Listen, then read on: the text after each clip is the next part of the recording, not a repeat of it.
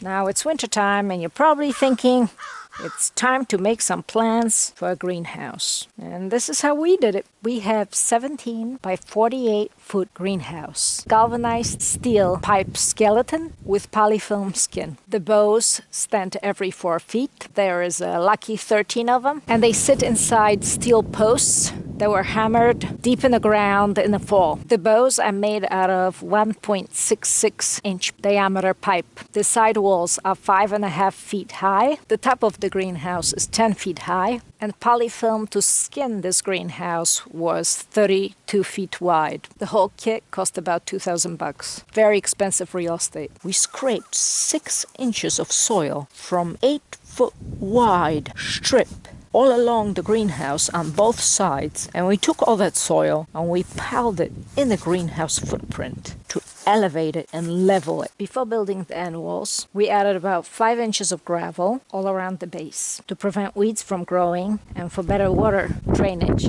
Since the ground dropped down on this side, we added these rustic steps to make it easier to get in and out. And they look absolutely fabulous. There are two 2x6 baseboards running along the bottom to ground the greenhouse, and a 2x4 hip board on both sides to which poly is attached. This plastic has been on this greenhouse for 4 years, so I'm about to change it. There are actually two 1x2 strips attached to the hip board, one on the outside of the plastic and one on the inside of the plastic. The top inside strip is covered with plastic, and it keeps the plastic flush to allow for the snow to slide off easily. The bottom strip is the one that holds the plastic down, with screws no more than 8 inches apart. Now a rope is attached every 8 feet to keep the plastic from flapping.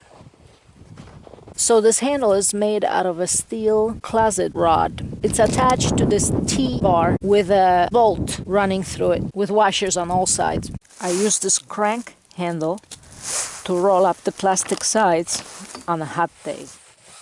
To further stiffen up the frame, we built solid end walls attached to the outer bows with hanging strap.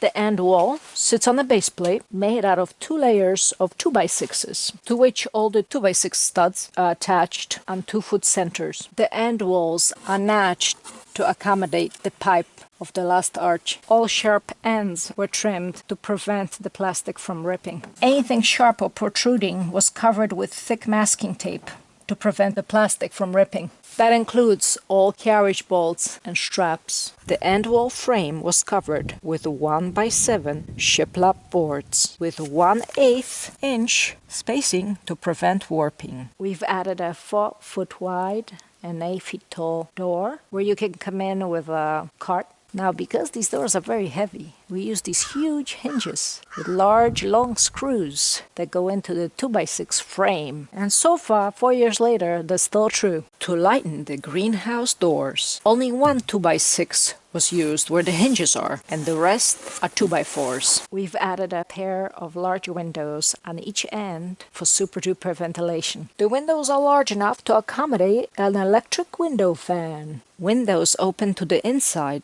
to keep them dry. The top little window is extremely important for the hot air to escape and all the bugs to have a way out. The bugs are attracted to the ceiling, so they like to get out through that window. For extra ventilation, when it's raining, when we don't want the windows to get wet, we have extra windows with this very simple string mechanism that opens like this. And it has a few nuts that you can put it at whatever level you want. Okay, closes like this, like that. It's very beneficial if you have windows that you can see through into the greenhouse. So what we did is we framed in a plexiglass window, and then we hung a thermometer, so at all times we could see what is the temperature in the greenhouse. The hardware on the door is a handle, a latch, and a hook used to lock it in place when opened on the other side. The latch is a good idea because it allows for fixed position when open and closed, but because this loop is small, if your door drops, it might be difficult to move this back and forth. Now you need to secure the door when it's open or when it's closed. You don't want it flapping. You don't want it getting wet. Voila. To keep the door frame square, we put the corner brackets all around. We took this steel pipe and banged it in really deep into the ground and attached it to the end wall for extra protection during the storm. All the arches, if you want to call them bows, are connected to each other with 3 purlins, 2 rafter purlins and 1 ridge pole. The whole construction is held together with carriage bolts. This frame has additional cross ties on every other arch, which are very useful for running wire for tomato trellises, cucumber trellises, drying stuff, putting up your water hose, you name it. We ran a high tension wire from one side to the other to suspend the watering hose on it. A thicker gauge wire might be a good idea if you want to put a little more tension on it. With lead present in water hoses, I use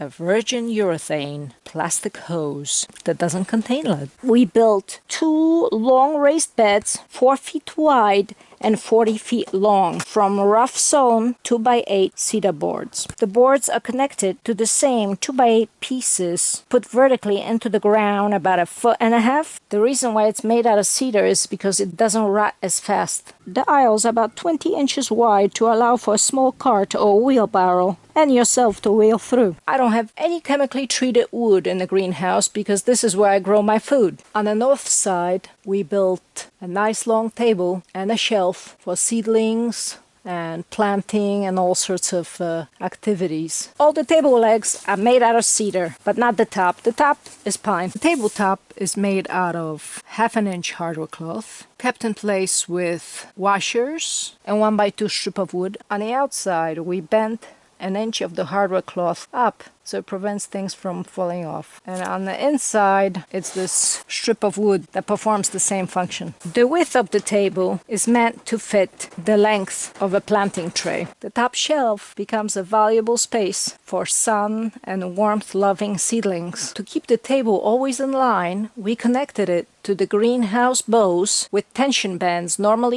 used in chain link fence. This idea added extra rigidity to the greenhouse as well. Building the tables, we found different ways of attaching the 2x4s together, whether it's with diagonal braces or with extra short 2x4s. It made the table stronger and more stable on the weight. This is a work prep table with a cedar top and an extra bin for peat moss or planting soil.